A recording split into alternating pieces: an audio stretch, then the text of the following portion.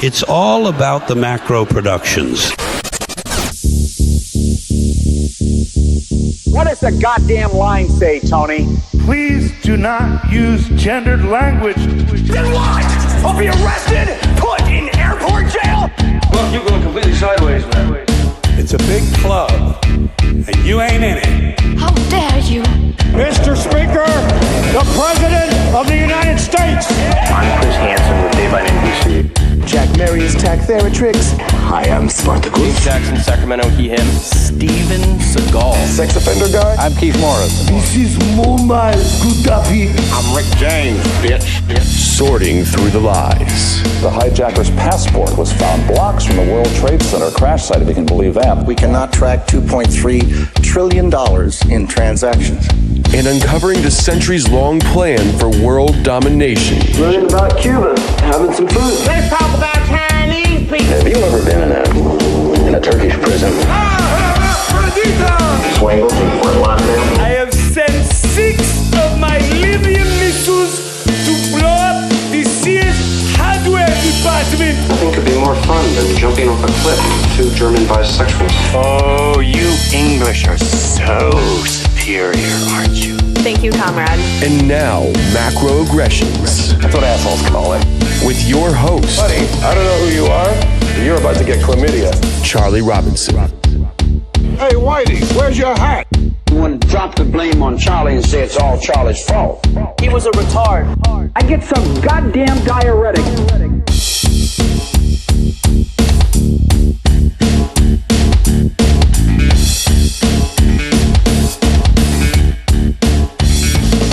Welcome to Macroaggressions. I'm your host, Charlie Robinson. If you're watching us on Rockfin or Rumble, or you're listening wherever podcasts are served, thanks a million. We appreciate the support. If you haven't rated the show yet, we would appreciate it. If you think we've done a good job, we'll take a 5-star review. It'll help us with the algorithm battles. If you want to connect with me directly, macroaggressions.io is the best place to do that. You can find out everything that's cooking with the books and the podcasts and all that good stuff. Our sponsors, they make this show happen. They have a sponsors page on the website. You can check out all of these people. I try to curate this in a way that makes sense to the audience, things that you would need. Chemical Free Body is something that you need. They've been making great supplements for a long, long time. They make Green 85. It looks like swamp water. They flavored it with raspberry, so it actually tastes pretty good. So it looks bad, tastes good, definitely helps you. If you want to pair that with the Detox Bundle, you will get you'll get lean after 90 days. I know, I've done it twice. It'll clean you out. So take a look. Go to chemicalfreebody.com. Take a look, do some shopping. Maybe you want to find Pat Militich's Super Soldier formula. It's there. He's working with Tim on that. So take a look, see what you think. If you find something you like and you want to save a little money on your way out, Macro is the discount code. We appreciate that. And also, Legal Shield has been in business for 50 years. Long time. Canada, United States, A+ rating with a Better Business Bureau. They're not messing around. They get you access to an attorney in your area for a very reasonable amount. $30 a month will do it. $1 a day. You have an attorney that can take care of all your documents and things like that. If your work wants you to sign some new employment agreement that includes language about what you agree to do medically, you can send that to your attorney and have them draw some lines through that stuff before you sign it. And maybe you've got speeding tickets, parking tickets, red light camera tickets. If you have any red light camera tickets, send that to your attorney immediately. They'll get those things dismissed. Those things are total nonsense. They don't work. It's inadmissible. Your attorney will send one email and all that stuff will go away. So look, I'm just saying, you got a lot of options out there. Take a look, see what you think. Don'tGetPushedAround.com is the website that they built specifically for us, that you can find out information about ID Shield or the small business plan. If you run a small business and you don't have a lawyer, but you need access to one, they can hook you up with that. If you carry a gun and you need some sort of supplementation, documentation, they've got it. They've got all that stuff there. It's real easy. They'll put an app on your phone. You just click, tell them what documents you need, send it over. A person will call you in the next day. It's really just, they figured out the process. Hell, they've had a half a century to get it right, and they have. So Legal Shield is fantastic. If you want more, www.don'tgetpushedaround.com. Oh, baby. This one's going to be good, because if you'd been in Mexico with me at an Acapulco, you would understand why Steve Falconer is coming on this show. Everybody loves Steve. I love Steve. I love his information too. It's going to melt your brain. You're going to have to go check out his show, Space Busters, and get yourself into whatever Steve Falconer has got cooking. Ladies and gentlemen, all the way from Copenhagen, Denmark, Steve Falconer. Hello, Charlie, my friend. Great to hook up again. Thanks for asking me on, dude. It's been, I don't know, 4 months or something. So I think we're going to go weirdo today, right? We're going to go a little woo-woo and deep and yeah. I certainly hope so. Yeah. I mean, let's do it. Let's start. By the time everybody's listening to this, the Olympics will be over. In full disclosure, I have to pre-record some of these, but we are in the middle of the Olympics right now. And boy, I got to talk to you about that opening ceremony, because I swear to God, I thought they were going to open the Goddard Tunnel in CERN. I mean, it was straight out of that. I mean, you know, maybe they borrowed the same choreographer from the 2012 London Games when they had all of the puppets and the hospital beds and kids and demons and coronavirus symbology and all that shit there. Now all of a sudden with 2024, what do we get? I don't know. Revelations? What did you take on this, Steve? Well, to be honest, Charlie, I haven't even watched the whole ceremony. I've just seen like what people are posting on social media. So what people need to understand is the Olympics are run by the Jesuits, Knight Templar, Vatican. They're a solar cult. They're a sun cult. And it's a very old religion they stole from Irish Druids 5,000 years ago. By the way, Mount Olympus wasn't in Greece. It was in Ireland on Tara Hill. It was called Mount Olympus in Newgrange. And they still hold they have their own Olympics there every 3 years. And the Committee of 300 are called the Olympians. Right. So yeah, they are. Yeah. You know that, right? If you've read Dr. John Coleman and yeah. So what people need to understand is you could call it a satanic ritual, but it's actually a solar cult ritual is what the opening ceremony is. So all of the symbolism. Interesting.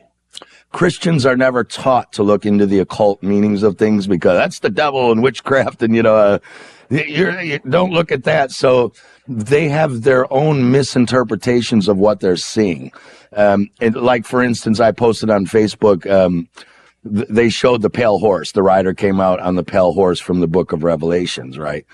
But that's because we're in the summer right now. We're in July. We just went into Leo. So we're in summer. So the 4 horsemen of the apocalypse, they're not talking about events that are coming. This is allegory for the zodiac. I can't show you. I'm on my kid's computer because mine's in the shop, so I'm gonna have to go old school. Right. But you hold it up to the camera presentation. I have to see also. You basically got your zodiac, and you have what's called the 4 cardinal points. This is upside down, but it's because I'm going to need to. But over here, you have the beginning of the year, Aries. The year does not start January 1st. It starts March 21st, Aries. That's the spring. That's the white horse of apocalypse. That's the spring every year, and that's every day from 6 a.m. to 8 a.m. when the sun comes up, or really 6 to noon. Because there are 4 horsemen, they each have dominion over a quarter of the earth, meaning each cardinal sign has dominion over 1/4 of the zodiac, the sky, and the daily clock, right? So if you wanted to put a clock around this, now I have to turn it upside down because actually Taurus should come next, but I've got an upside down chart. So you could think of this 2 ways. You could think 6 a.m.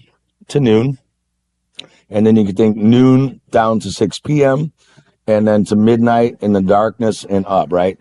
So you've got the white horse here. That's Aries. That's the sun when it rises. It's very white. It's not yellow or bright yet. These days, it never gets yellow. But yeah. Right? Then you have the pale horse up in summer here at Cancer. Now, in most Bibles, it's not called the pale horse. It's called the pale green horse or pale ashen horse. So it's called the green horse because it's in the year, that's when the summertime is and everything's green and there's food. But what follows him, its rider, is death.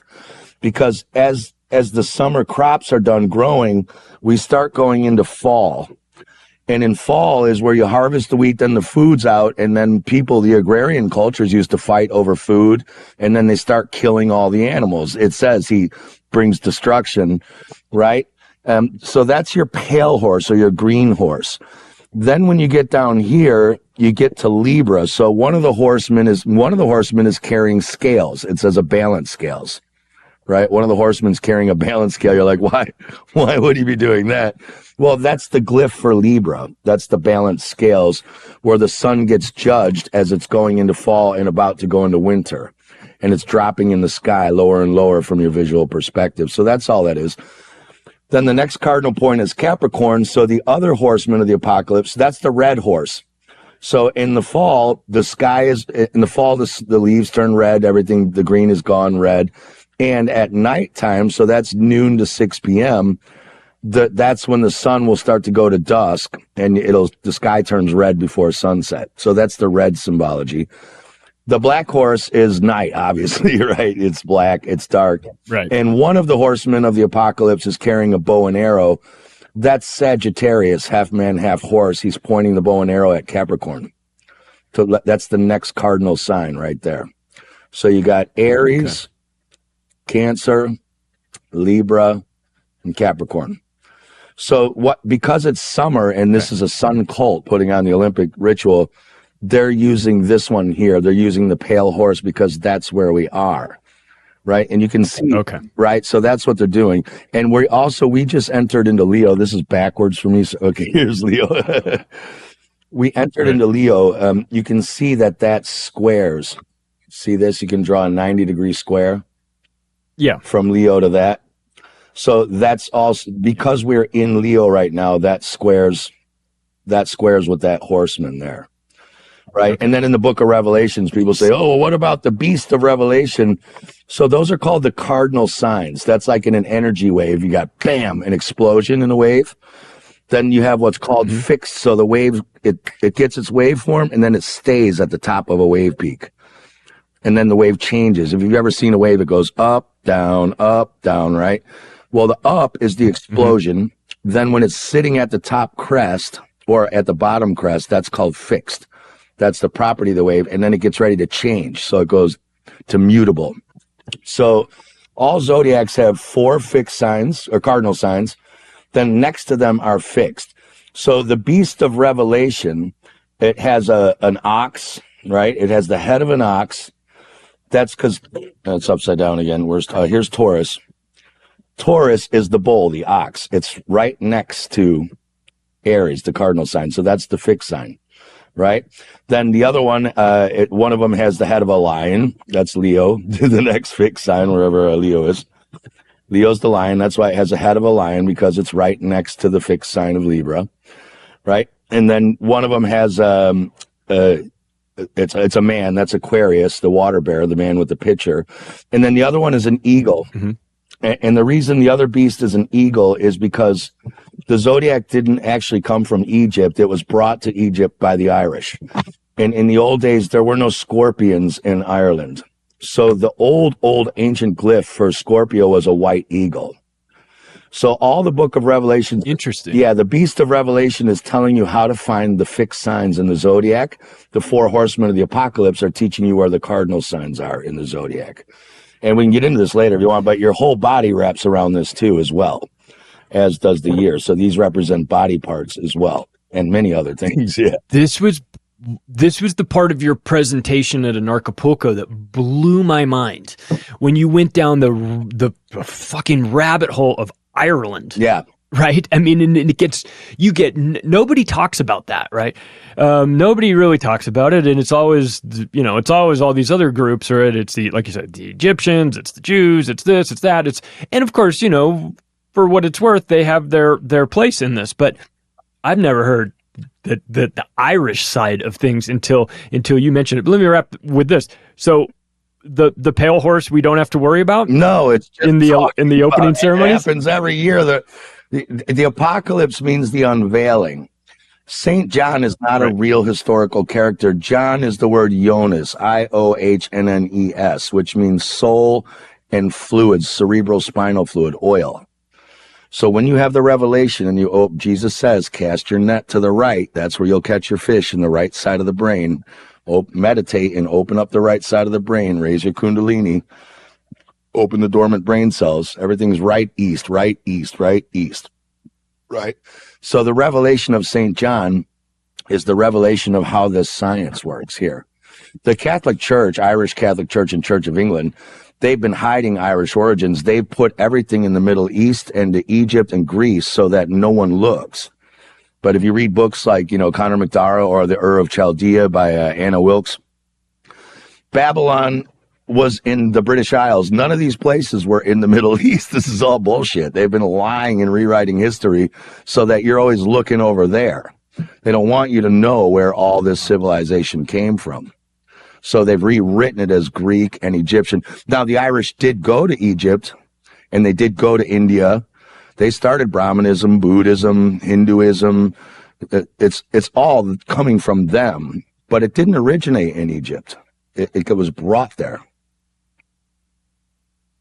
And Sumer. What in the opening ceremonies? All right, so we don't have to worry about the pale horse. No. What do the trannies symbolize?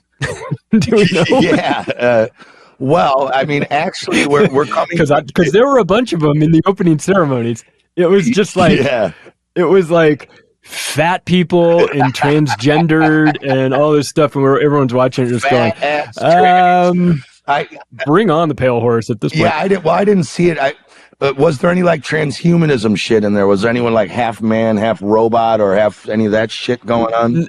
Well, not that I saw, but I didn't watch the full thing. My guess is that there is subtle transhumanism theme running at the Olympics, because there's a transhumanism theme running in the background of everything these days, and my guess is that the Olympics will probably see some sort of occult, I don't know, something that the general public won't recognize, but us lunatics will go, oh shit, they're playing this, they got this thing going on there, or whatever. You know? Like you said off camera, like we all remember the 2012 London Olympics where they basically ran the COVID scheme.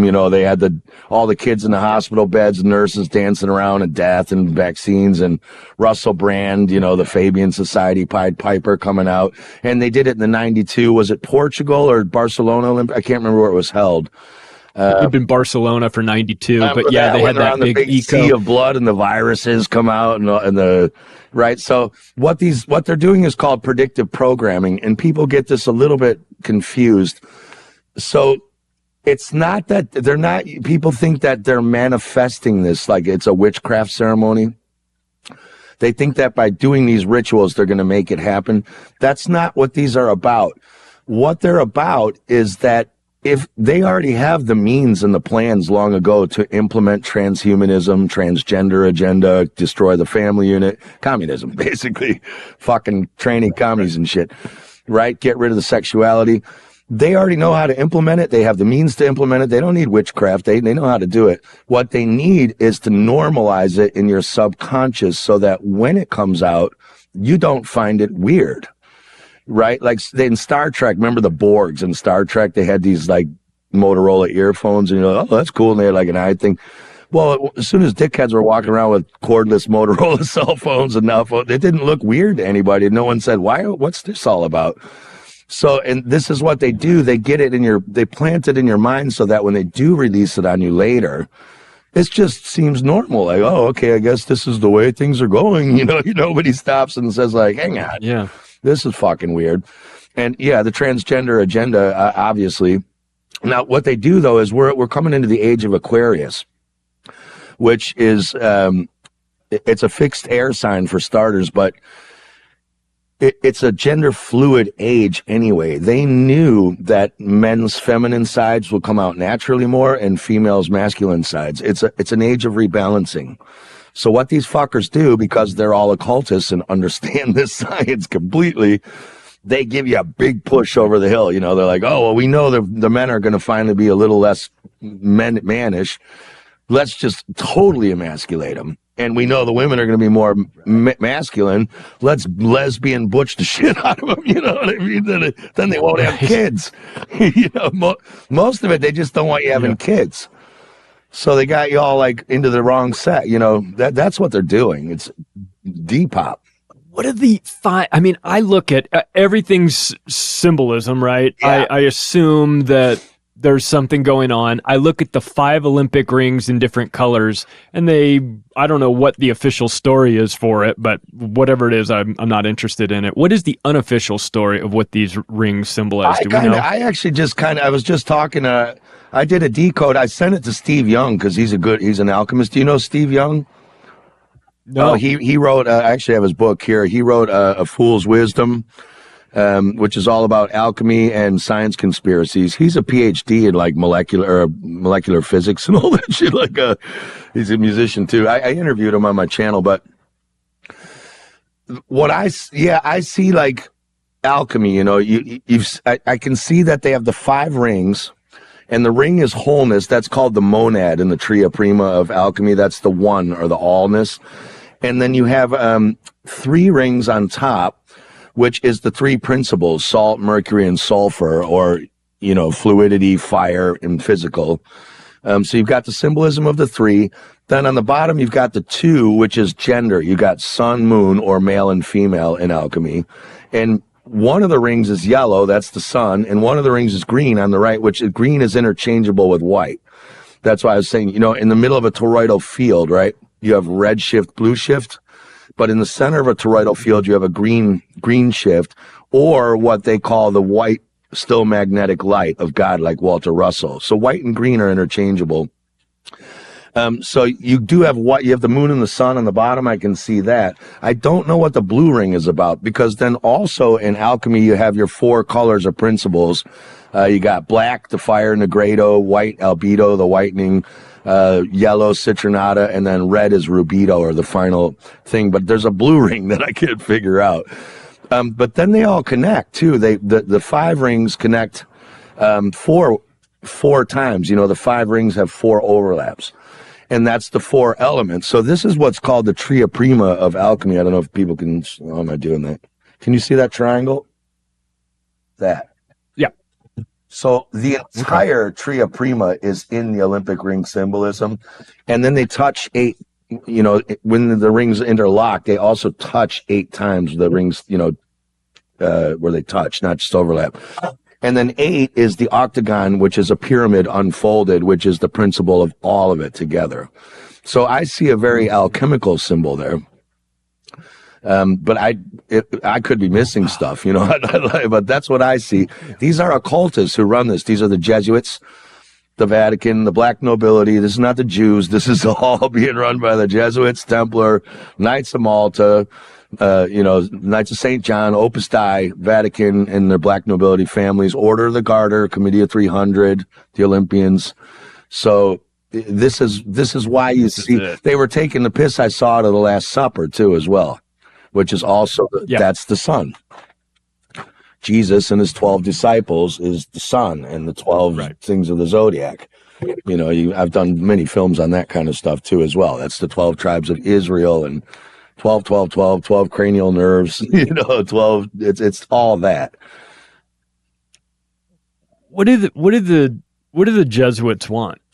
What's the point of this? Is this ritual magic, trying to just set the agenda, like you mentioned, subconsciously set the agenda moving forward? How do they feel about this? This is clearly has to be one of the most important events. They always they've got a lot of eyeballs on it. They've got a lot of energy in it. And what does success look like to the Vatican or to the Jesuits after the Olympics? Do they have, I wonder how they measure that. So the Jesuits they're an interesting group, because it's pretty complicated, but they're the army for the Roman Catholic Church, right? And I'm in the middle of a 6-hour film, like 3-part film I'm going to make. This shit, I can't explain this in 5 minutes, but the Jesuits, they say they were made to get rid of Protestantism. When there's an old war going on, what's called the Guelphs and the Ghibellines, or Ghibellines. And in the old days, the Guelphs were the royal families and the nobility and nobility who supported the Pope. But the Pope then would appoint the Roman emperor, right? So you had the Holy Roman Emperor, like Charlemagne. The Pope would appoint him, and then he would appoint the Pope. But then they were fighting over, well, who gets to appoint all the bishops and shit, right? The Pope's like, I get to appoint them. And Charlemagne's like, no, I crowned you. I get to appoint. They all wanted power. So some of the families, when you see a white flag with a red cross, like the City of London, right, or all over, that's the Guelphs. They sided with the Vatican. They work for the Pope. The Ghibellines are the red flag with the white, where you see like the Danish flag or the Knights of Malta. They sided with the royal family should have the power. The Roman Emperor, you know, the Holy Roman Emperor, not the Pope. The Pope's the Vicar of Christ. The Vicar of Christ, vicar means substitute. So he's saying, as long as Jesus doesn't come back, I'm Jesus till he comes back. You know, it's like he ain't coming back. Gotcha. He ain't coming back, and they know it. He's coming back, and then that guy's out of a job. Yeah. So anyway, so the Jesuits, when Martin Luther, who was a Ghibelline, he was of a noble family. When the Protestants broke away, the Roman Catholic Church was pissed off. So they formed the Jesuits, they say, I think they had other reasons, to get them back or to destroy the Protestants. They also hate the Jews, and they hate the real Freemasons, the Irish PHRE Masons, which is where all this comes from. Freemasonry right now has been infiltrated by the Roman Catholic Church, you know, Scottish Rite. This is not the original teachings of Freemasonry. It's totally bastardized. But that was the whole point. Then these Jesuits were fucking evil, man. They're evil bastards. And then they got expelled in 1775. I can't remember if it was Pius VI or Clement XIV, but they got even the Catholic Church kicked the Jesuits out. They're like, fuck these guys. They're bad news. So the Jesuits got pissed off, and then they fomented the French Revolution and the Napoleonic Wars because they said, we're going to take down the church and all the royal families. And they went after them for like 35 years with those two things. And then I think it was Pope, it might have been Clement VII or Leo. They finally reinstated them because then the Catholic Church and the Guelphs started to lose power. So they're like, let's get these Jesuits back on our side because they're cons, you know what I mean, to help us get back in power. Right. So they took them back after they almost like destroyed all of them, through the French Revolution and the Napoleonic Wars. So that was all the Jesuits doing behind that. So now the Jesuits see, when you read like, I've done some talks, if you watch my talks with Mike Winter and Dr. Berlando at Alpha Vedic, the Jesuits behind the scenes said, we want to choose the popes. We want the church to be the instrument, but we want the Pope to be of our work for us. So this is Francis right now. He's in there. They've got their Pope because the Jesuits used to work. He's a Jesuit? Oh, yeah. Francis is a big Jesuit. Yeah, it's the first time. Then behind that, you know, you've got your gray Pope and your black Pope. So Pepe Orsini and, Pepe Orsini, the Gray Pope, right? Is he in charge? Is he the guy running? They say, he's pretty much in charge of the Knights of Malta. They say the Gray Pope is in charge. Actually, I think he even works for the black nobility families. But yeah, the Orsinis are one of them. Like, they're one of the main families. You have the Collins, who are the Colonias. You know, you've got quite a lot. You got these 13 black nobility families. Then you got these 20 Guelph families like Queen Elizabeth. Now, she was the head of the Knights of the Garter. It's always a woman in charge of the Illuminati, actually. And the head of the Knights of the Garter runs the Committee of 300. But again, so that used to be Queen Elizabeth. Now it's probably Beatrix or our queen just stepped down here in Denmark. So I don't know what she's doing. Margrethe. But maybe she's going to be running the show. I don't know. I'm not sure what's going on. But that's kind of what's going on. So these Jesuits are really funny because they were a tool, but they're so dangerous that even, you know, everyone's afraid of them, even the church. Wow. But they're running this shit. Where are they now? They're all over the place. And the Knights Templar, too, have been changed as well. Knights of St. John, Opus Dei. Most of their operations are running out of Switzerland. That's why you find the International Monetary Fund, Bank of International Settlements, the UN, right? Like FIFA. Go look in Switzerland. There's like 50 organizations, all the big 67. I did. They're there. Yeah. They're all there. They've got. I did an episode. Yeah. Yeah, I did an episode called The Deep State Mothership, talking about Switzerland. Yeah. Going through all these different groups that are there. And it's like, it's funny that they never got bombed during World War II, or they got bombed by the Americans, and then the Americans went back in and paid to rebuild, paid them reparations after the war. It's like, really, that's interesting. To find out who controls you, find out who you can't bomb during World War II, right? And Switzerland was founded by the Knights Templar in 1290. It's a Knights Templar country. Their 4th of July is the day that the Knights Templar founded Switzerland. And they fly the red and white flag. You know, it's the same shit. It's all them. So when this all comes down to it, it all goes back to the Holy Roman Empire. All this shit goes back to the Vatican and the black nobility who come from the Middle East. The Knights Templar lost what's called Jerusalem right now. Like, we're all Palestine and Israel, all this shit going on right now. That area is where all the human trafficking, organ trafficking, drug trafficking, minerals, gas, diamonds, everything goes through that area. So the land itself, it's a desert, but all the shit moves through there. And the Arabs sacked it from the Knights Templar held it, and the Arabs took it. And for 1,200 years now, they've wanted this fucking place back. And it's because all the black nobility families come from there. So they want this shit back. So the Jews are the mortal enemies of the Vatican. They cannot stand the Jews. The Jesuits hate the Jews. They hate the Arabs even more. So they've been trying to get rid of the Jews for a long time. So what they figured out is, like, when you have ants in your kitchen, you don't try to step on a million ants. You'll never get them. You just set an ant trap and let all the ants go to the food in the corner and poison the trap. So that's what they've been doing. They've been rounding up the Jews and sticking them right in the middle of the Arab nest to get ready for the final solution. And they've been persecuting Jews for 800,000 years. Because when a father abuses his child, that child grows up and becomes abusive himself. And so they've been making these Jews victim. And people get it wrong when they keep showing you all these Holocaust lies and movies and all this shit like that. They say, oh, it's the Jews are trying to brainwash us. And it's like, no, it's the Jesuits putting those movies out to brainwash Jews, to make them feel entitled and victimized so that they'll go out and wipe out the Arabs for them and each other. They're putting them there to put them against each other. When you read Pike's 3 World War letters, right now, there are people who say Pike didn't write that a Jesuit priest wrote that in the 50s and not Pike in 1870. Either way, it says this is World War III. And right. Interesting. So this is what's going I guess on. When you've been running the world, or you've been running Europe, whatever. I mean, it was the world back then for 1,000 years. You learn a thing or two about how to manipulate groups of people, right? How to pit one group against another, how to get them fighting. And if the Jesuits hate the Jews and the Arabs as much, then the best solution is not to fight them yourselves, but to get them to fight each other, right? It says it right in the World War III letter. It says that's what they're going to do. They'll annihilate each other.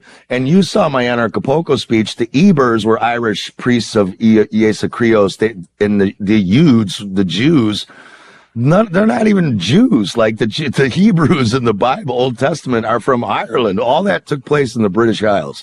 In fact, if you can speak Welsh, you can read hieroglyphics. How the hell can Welsh read Egyptian hieroglyphics with their language? Because it came from there. It didn't come the other way around. So what they've been telling these Jews is that you're an actual people. No, a Jew or a Yud was someone who followed the teachings of the Irish priests of On, Jesu Christ, Horus. A Jew could have been black, they could have been Chinese, they could have been African, they could have been South American, right? You could be red, yellow, brown, green, whatever the fuck you are. That was a Jew. So they're not historic people. And they've been told that your land is there in Jerusalem right there. No. The Yudes were from all over. They were just people who followed the teachings of these Hyksos priests, Scythians, Irish priests. So now these Jews think they're God's chosen people. Well, the only reason they're God's chosen people is because people who follow the teachings of the light, the sun, and the spirit and the man, and trying to better yourself to human embetterment, you would be God's chosen people because you are choosing to be God-like. God doesn't choose people. People choose to be God-like. So yeah, Yudes or Jews are God's chosen people, but that means you don't get to go bomb and genocide Arabs and then Palestinians and call yourself God-like. So it's preposterous, right? But see what they've been doing? They've been lying to these people about their origins and where they're from and what they're entitled to. Then they've been victimizing them like a father abusing a child. And now they're like, hey, here, we'll put you can have your land back that was never fucking yours. If you want it, you better go to Ireland and Wales and Scotland, because that's where the Yudes came from. That's where your Eber daddies, Hebrews came from. So you're taking over the wrong place, man, you know? When the Rothschilds got involved with the Balfour Declaration, would they have had advanced knowledge of this? The Rothschilds are Orsinis. They changed their name. Oh, okay. Now we're talking. All of them. So they go ahead. They would have known what they were doing by taking this land, and then this was all part of their plan. That's exactly why everyone's saying, why the hell? Because the British Empire. Now, see, the reason Britain's so high in this is because in that Guelph-Ghibelline War I was telling you about, the Guelphs support the Pope as they take the orders from the Pope. The Ghibellines support that each of the kings and queens and royal houses are in charge of their country. So you could call it vertical rule, Pope down, or you could call it horizontal rule, where like we see now, where you know the quote unquote pharaohs are all the presidents, prime ministers, kings, queens, right? Everyone's running their patch but working together. So that's kind of the war, has been like, who's in charge here? There's a war in their circles of who's running this shit show. It's not like everyone, it's complicated, right? So that was it. Yeah, people are like, why did they stick these Jews there? They did it, like I said, it's the ant trap, it's the Jew trap. Because as you saw in my Anarchist Poco speech, they tried this with the secret teachings of the elders of Bourges Fontaine. Then they tried it with the Protocols of Zion, where the Jesuits wrote it and blamed it on the Jews. They've been trying to wipe out these Jews forever. Since the 1600s. They've been trying to get rid of them. So that's what this was all about. They put them there to get them all there. And most of the rest of the Jews are in 5 major U.S. Democratic cities on coasts that are going to be fucking wiped out if the U.S. gets invaded. Right. And then also within the Jewish structure, you have 3 kinds of Jews. You know what I mean? There's 3 tiers of Jews. One are like nobility, or, you know, then there's like the dirty ones they beat in the streets of Israel, the real ones. You know what I mean? Like Zionism, Sion is not Jewish. Sion is not Jewish. This is the Order of the Women of the Illuminati. This is very old, goes back to Ireland and France before. So you've also got several tiers of Jews. The Jesuits hate the Jews, so they won't work with them. But there are other black nobility factions, and the Knights of Malta and St. John and the Templars, who will work with the upper tier Jews. Right? Because if you go back to England, like when you go back to England in 10,000, in year 1000, after the Saxon invasion of England, they had Jews there, but they were slaves. They weren't allowed to own any land. The Jews couldn't own land. They were really a slave class, but they could bank, because under chivalry, you couldn't put your property up for collateral. If you needed a loan from the king or the duke or whatever, you couldn't put your land up, because they always needed a knight to hold that land to protect the local duke or the king, right? You needed a knighthood to protect. You could put up the chattel for collateral, the slaves working on it, or your livestock or your crops, but you couldn't put the land up. That was called usury. But the Jews could do it, because they always were allowed to do it. So the kings of England made the Jews the bankers, because they could put it up for land and not him. And then they had separate accounts. So the kings of England put in a Jewish banking system. What no one knows is the king was then taxing the shit out of the Jewish bankers. He was having them collect the money, and then he was taking it away from them. And then after 200 years of that, he threw them out. He chucked them all out and took their money. And then they didn't need chivalry anymore, because the times changed. They didn't need all the knights and shit. All that shit was stopping. So they just brought in the Jewish banking system. and merge that with the Knights Templar banking system that the Knights Templar had already set up. So this is where everyone thinks the Jews, they always put a Jew in charge. But they don't. The Rothschilds are the Vatican's bankers, as Jordan Maxwell said. It's whose money is it? It's not. Rothschilds aren't rich. They're rich, but whose money are they trading? It's the Vatican's. You see, and they always put it. And how does the City of London play into this? Well, the City of London are the Guelphs, so yeah, this is all part of the whole thing. You've got your empire of the three cities, right? D.C., London City, not the City of London, but London City in the City of London, and the Vatican. These are like separate city-states because they have their own laws. They're not under any international laws or anything. Same with Knights of Malta. You can't get into the Knights of Malta unless you have five generations back of noble bloodline. You just can't join the Knights of Malta. You have to be one of these nobility families, right? And they have a law. They are no matter where they are, that person has diplomatic immunity in any country, anywhere in the world. They're untouchable. They can do whatever the fuck they want. So you're like, how does this group of knights? They're not even a country. How the fuck do they have sovereign country rights all over the world, right? It's because it lets you know who's in charge here. You know, show me any Jews have that privilege. They don't. And Israel got vaccinated. They got the most. Then they get 5 or 6 vaccines. Okay, what God's chosen people all vaccinated themselves to death? Why didn't Bernie Sanders get the Democratic election? He's a Jew, right? How come they put it to a papal witch like Hillary Clinton? Well, because every U.S. president and running mate are either related to King Charlemagne or King John III or both.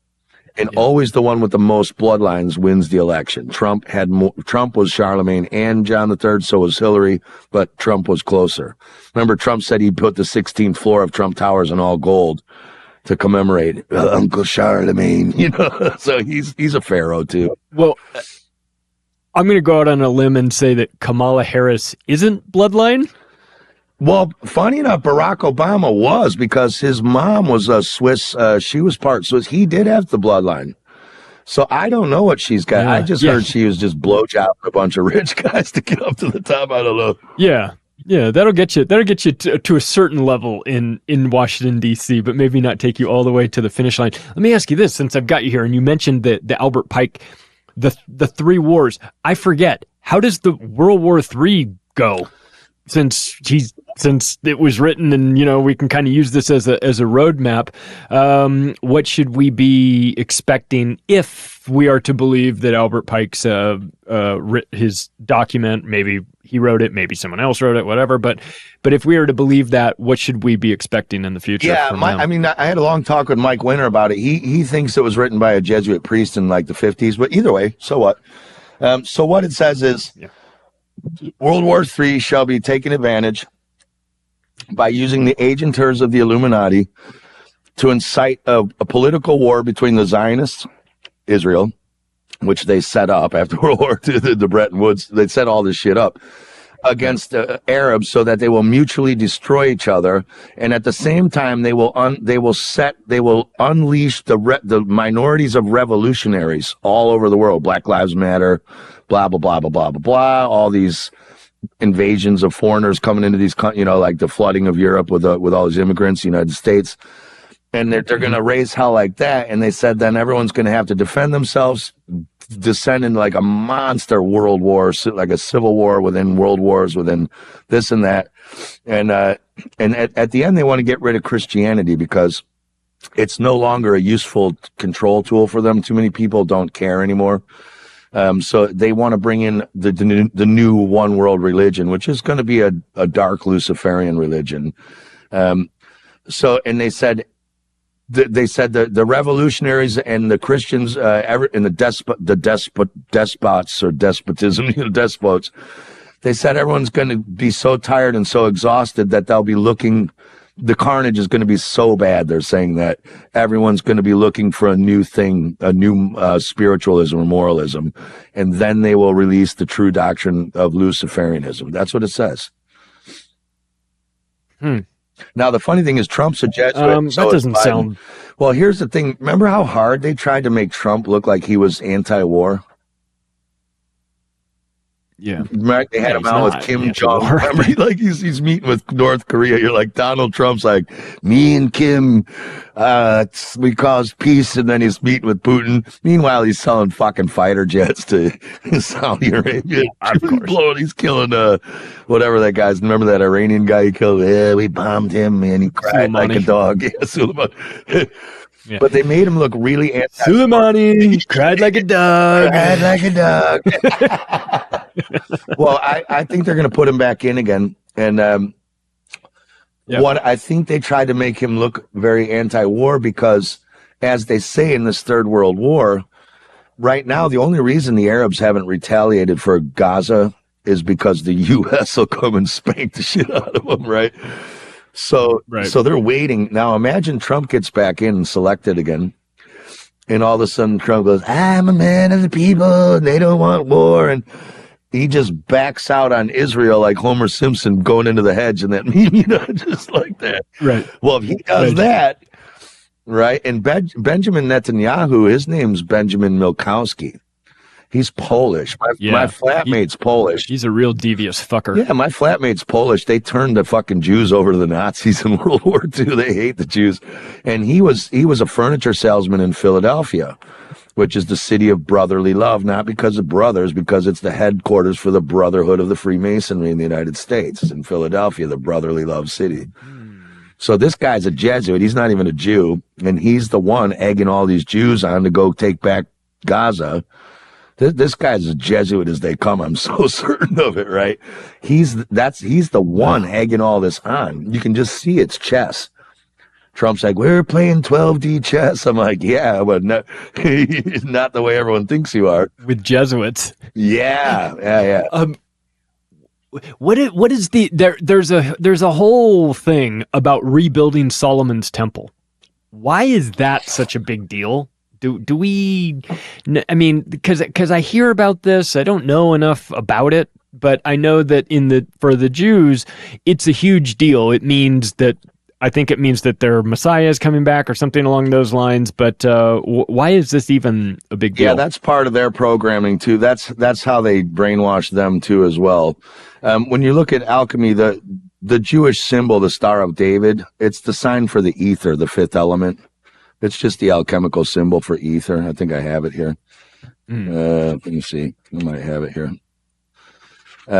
So that's not a Jewish symbol. There was no such place as the Temple of Solomon. It's the temple of the soul of man between your two temples, built without sound or hammer. It's Aries, the ram or lamb of God. It's in your head. It's in your head.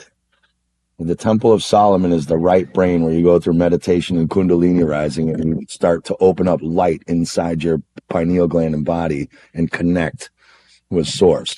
So high ram. So Aries, right, is called the ram or lamb of God. Aries is your cerebrum. He's called the ram or lamb of God, who takes away the sins of the world, right? High ram, Abif. Abif is a father or an elder, the heavenly father. They say Hiram Abif built Solomon's temple. Yes. When a fetus is born, the first thing that forms is the brain and the spinal cord, and then the rest of the baby is born. As fire and air, sun and air infuse into water. This is alchemy, into the amniotic fluid of the mother's womb, and then it creates earth, salt, babies, people, and infuses fire from the sun and air from the breath, water from the womb, and animates earth. God makes Adam Cadman out of clay, yeah, right? So it's a metaphor, but they keep telling these people it's literal shit. That's not, you're talking about the Temple Mount, the Dome of the Rock. Yeah, that ain't Solomon's temple. Maybe I'm talking about that. Maybe that's different than maybe when they're talking about Solomon's temple, they're saying rebuilding it, and what people think is physically rebuilding something. What you're saying is rebuild your mind, right? That's brainwash, reestablish some new way of thinking in their mind, rebuild it in a way. Yeah, that's what's really going on. It's all a metaphor anyway, but it's because the Arabs, as we all know, they find that Dome of the Rock is a holy place to them, which is weird because if you look at the planetarium in Chicago, it's identical. It looks like they're both Tartarian architecture in a machine. if you ever look at the two, you can't tell the two apart from each other. I don't even think that's a holy. I don't think it's a holy place at all. But that's how you would incite this shit, because if you went and bombed Mecca like that black cube, the Saturnalia cube, that's jihad right there. If you do any of that shit to their holy stuff, that's jihad coming all the way, and that's what they want. They wrote they want jihad. They want that. They want the Jews and the Arabs to mutually destroy each other. They say that in that letter.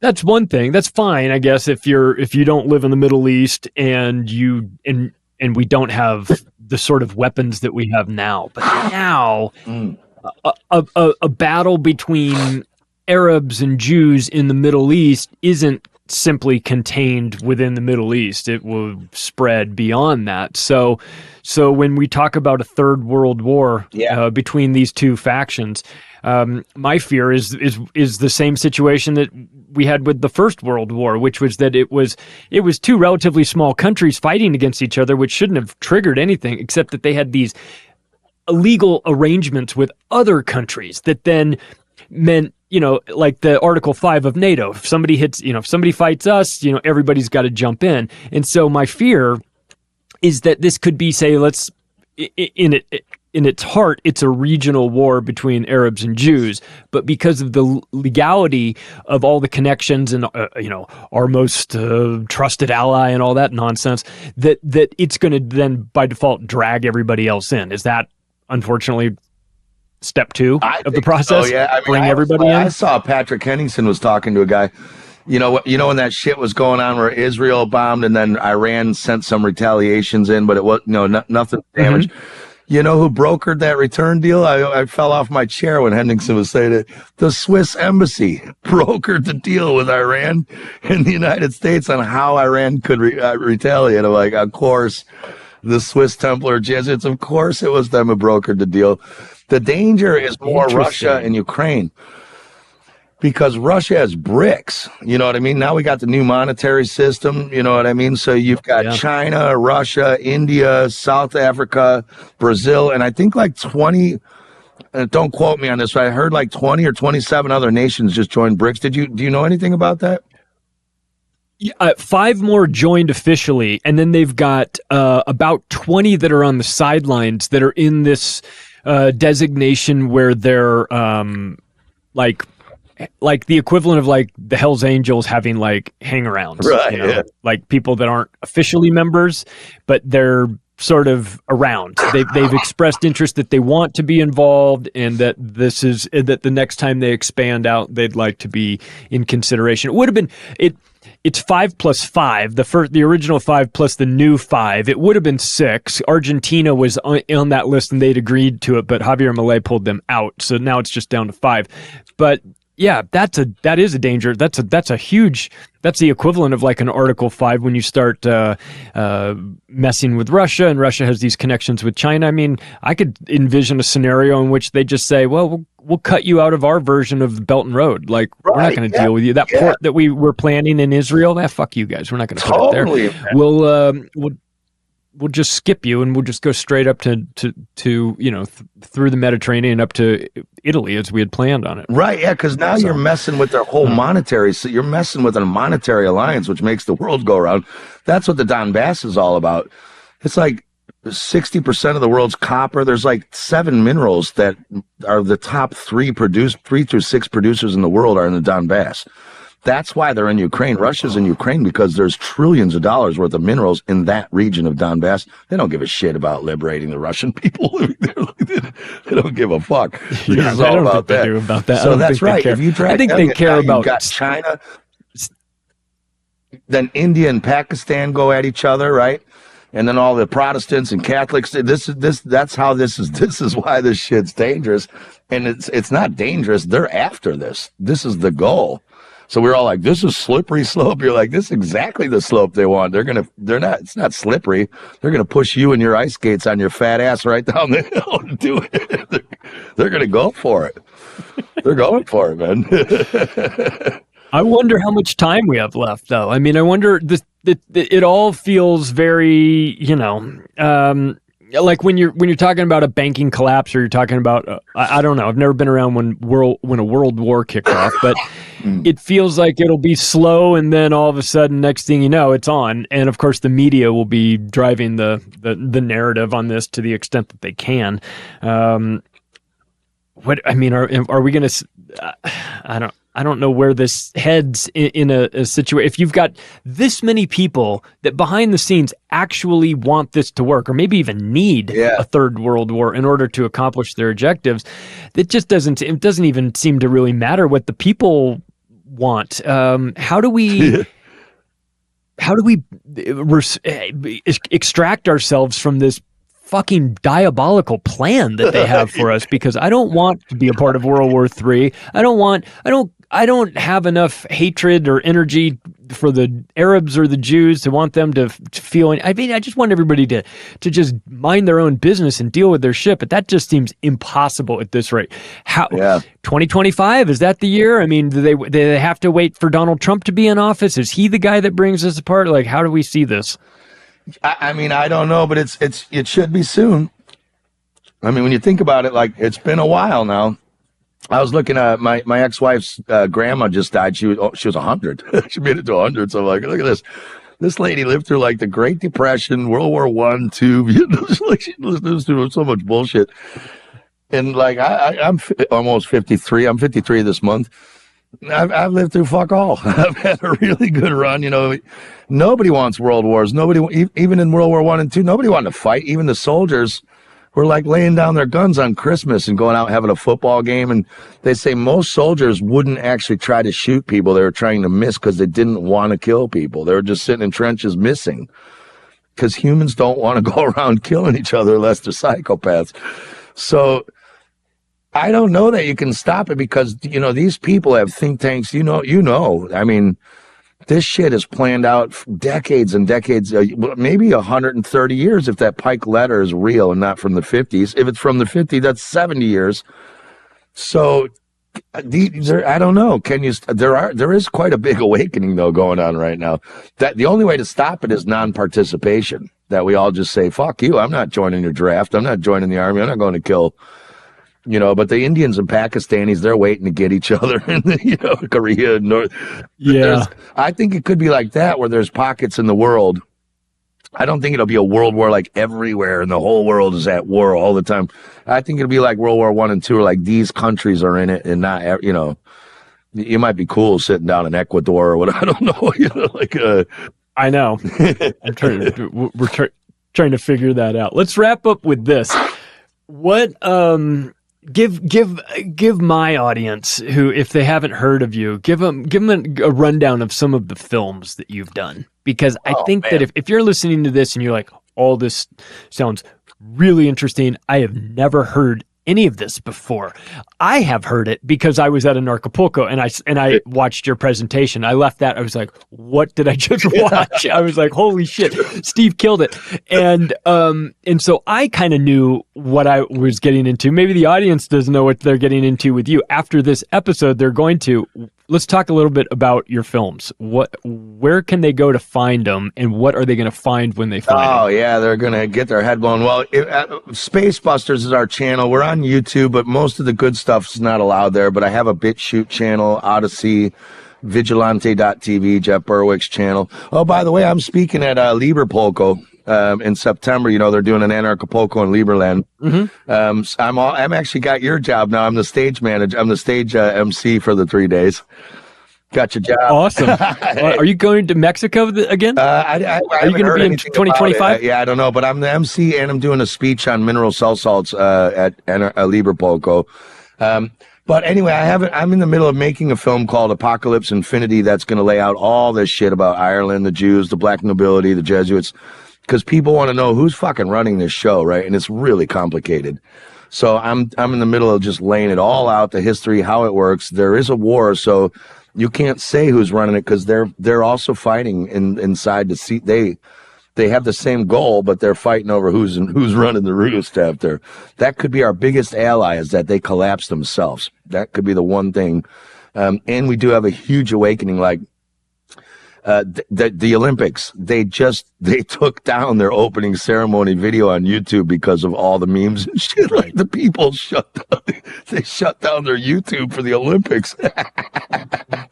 So people are starting to rise in their power. So like we got that going.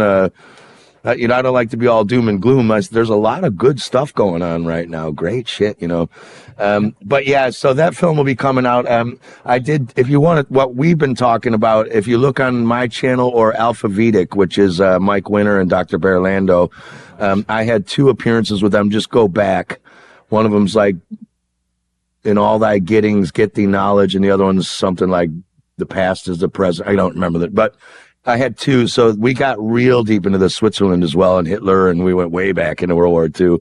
And then a lot of my other films are like, most of it is about all the fake germ shit and all that, germ theory and all that kind of stuff. But in the old days, I was doing Mud Floods, Reset, Tartaria, Giants. I was getting, if you go back on our YouTube channel, really old, 2018, 19, there's some weird shit, Atlantis Rising, Comets, Cataclysms, Coincidence about resets, and yeah, I used to be all over the map. It was just COVID made me do all that germ crap, Yeah, which is good. It launched me into meet you. It caused a lot of. I know it caused a lot of people to focus to get into the germ component of things. I mean, we had, just at Acapulco, Andrew Kaufman, Alex Zach, Mike Winter, the team was there, the crew was there, and I've had the pleasure of having all of them on the show. That's one of the nice things about going to Acapulco is that I get to meet all you guys, and then I say, "Want to come on the show?" when I get home. And so it was too late. We should have done this sooner, but I'm glad we did it now. And they couldn't have picked a better host for Liber Polko. Yeah, it's like I would have used a different name, but that's none of my business. You're like, what's that? That's with the guys from Lieberland. A passport from Lieberland. That's all I'm interested in. I want to get a good passport from those guys once they get that. I was thinking the same, man. I was going to ask if like Ross and I, the other Space Buster, we want to be the Danish ambassadors for Lieberland. We want to run the embassy out of here, be the ambassadors, and get passports and give them. Wouldn't that be cool? You should get diplomatic license plates so you can just blow through stop signs and stuff like that. And just middle finger out. Yeah. There we go. Yeah, let's do it. We're all gonna be ambassadors to Lieberland. I love it. That'd be about the only. That'd be the only area of politics I would ever get into is if they did that. I had fun with the guys out on Berwick's boat last year when we went out into the bay. I sat with the Lieberland guys and listened to them talk about everything. They're just the best. They're so fantastic. I love the idea. And I love you, Steve Falconer. You're just the absolute best. I'm so glad I met you. Well, COVID was great. It brought me to you and all these people. So, like, to me, there was a silver lining. I just met people like you. Like, just so many wonderful people have come into my life from COVID, from the popularity of my COVID film. So, in that way, for me, it was a blessing, but I know it was a fucking nightmare for everybody. So I'm not trying to say what a great thing that was. I know. And they will. But like, I thought we were going to go like Mud Flood and Tar. If you want to do one of these again, I'd love to go Mud Flood, Tartar. Yeah, we'll do that again. But in the meantime, you guys missed Steve. The after party at Max Egan's bar was great, where you were shredding out, singing your brains out. I've got videos of that. I can post it. You're a fantastic. Can again what? Your day job in Copenhagen is? Well, I am actually a touring singer. Yeah, I sing and play guitar. I was so drunk at Acapulco, I couldn't even barely sing.